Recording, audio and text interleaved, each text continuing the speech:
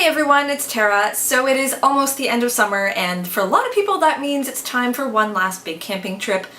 But I'm an indoor cat, so instead of actually going camping, I'm just gonna do the Campfire Book Tag.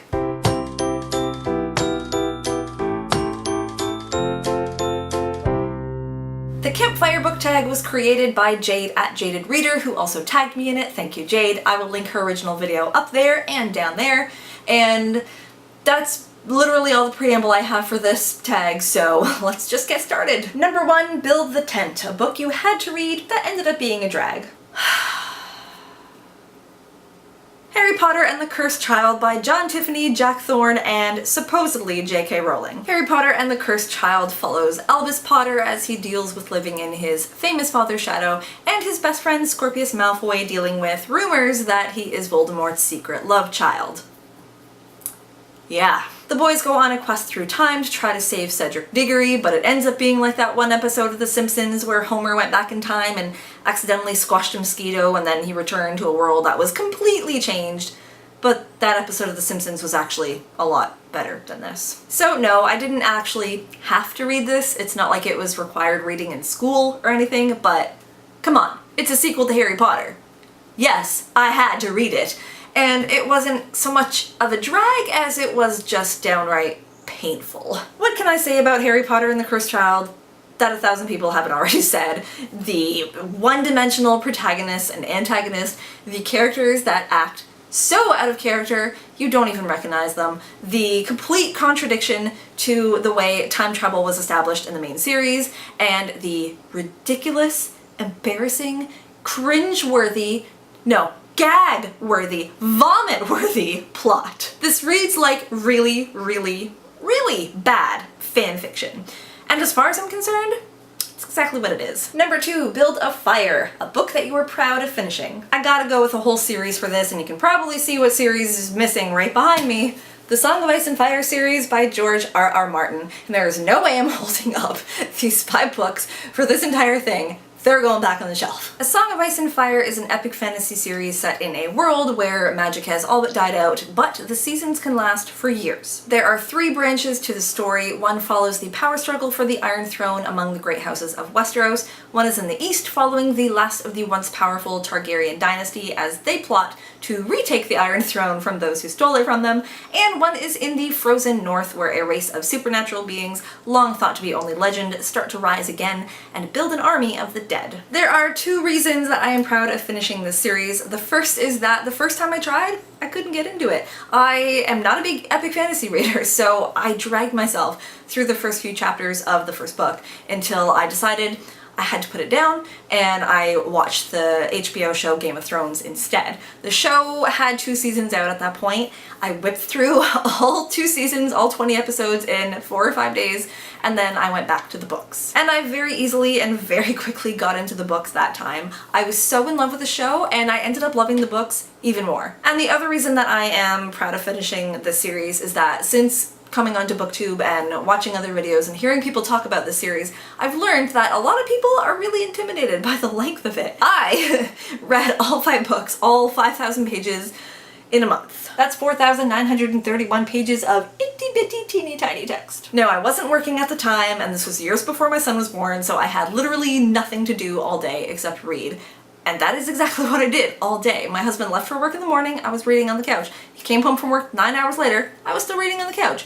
I just read all day long because I could not put these books down. And I guess there's one other reason I'm kind of proud of myself for reading the series, and that's because I haven't actually finished it. The series itself is not finished. There are still 2 more books to come. And I've been waiting for that next book for 6 years. And I'm proud of myself for not going insane waiting 6 years for the next book. I think that's an accomplishment. Number 3, Roasted Marshmallows, a mushy, sweet book you couldn't help but devour. Can You Keep a Secret by Sophie Kinsella. This is about a young woman who has many embarrassing secrets, all of which she spills to a handsome stranger who sits next to her on a plane. Only later she realizes that the handsome stranger is actually the CEO of her company. This is your typical chick lit rom-com, which I typically don't really like in book or movie form, but I actually really enjoyed this one. It's funny, it's exciting, and I admit the romance gave me little flutters in my stomach. It was just an all-around feel-good read. Number 4, Gone Fishin', a book that had you hooked at the first chapter. Miss Peregrine's Home for Peculiar Children by Ransom.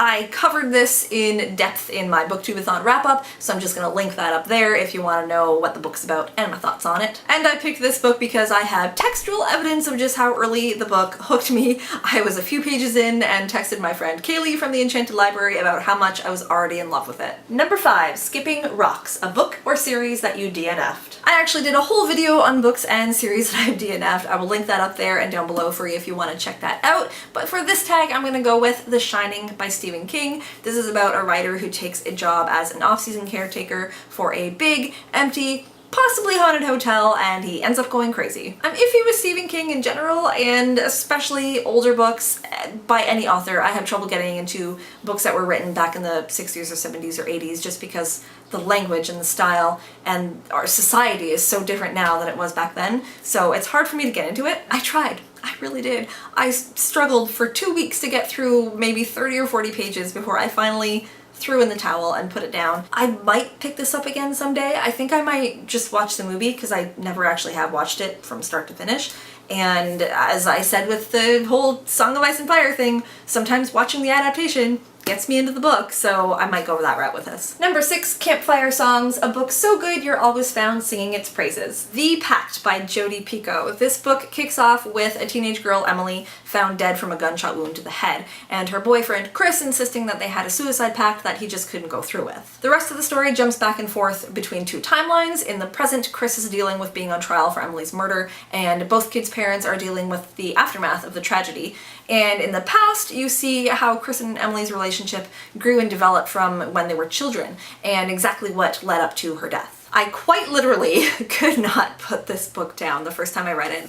I actually called in sick to work because I was like 100 pages from the end and I just had to finish it. I think this was the first book that I read with alternate timelines, and it definitely started my love for books with alternate timelines. The present keeps you on your toes, wanting to know how it's all going to play out, and the past, even though you know how it all plays out, the way that the mystery unravels makes you want to skip ahead to those chapters to find out exactly how it happened. I've recommended this book to so many people over the years, and yet somehow I've never mentioned it here on my channel. So it's finally time to mention The Pact. You all need to read this. It is an amazing book. Just go read it. Number 7, The Night Sky, a book that made you think deeply about an aspect of the world. Refugee by Alan Gratz. Once again, I've already covered this book. I talk about it quite a lot in my middle grade March wrap-up, which I'll link up there and down below for you. But long story short, it made me see how fortunate I am to live where I do and when I do, and it made me so grateful for everything that I have. And number 8, The Teardown, a book whose ending was bittersweet. Flowers in the Attic by V.C. Andrews. When Corinne, a mother of 4, finds herself widowed and destitute, she does what any mother would do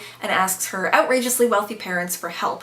But the thing is, her parents disowned her many years before, and her dying father would never write her back into the will if he knew that 4 children had come out of a marriage that he considered to be against God. So Corinne does what no mother would do, and with her mother's help, locks Christopher, Kathy, Corey, and Carrie away in a single room in the family mansion, promising that they'll only be there for 1 day until she can convince her father to accept them. But 1 day turns into 1 week, and 1 week turns into 1 month, and eventually the kids learn that they're going to be locked up until the day their grandfather dies. I obviously can't say much because of major spoilers, but there are a few devastating plot twists and reveals towards the end of the book that turn what might have been a victory into something much more bitter than sweet.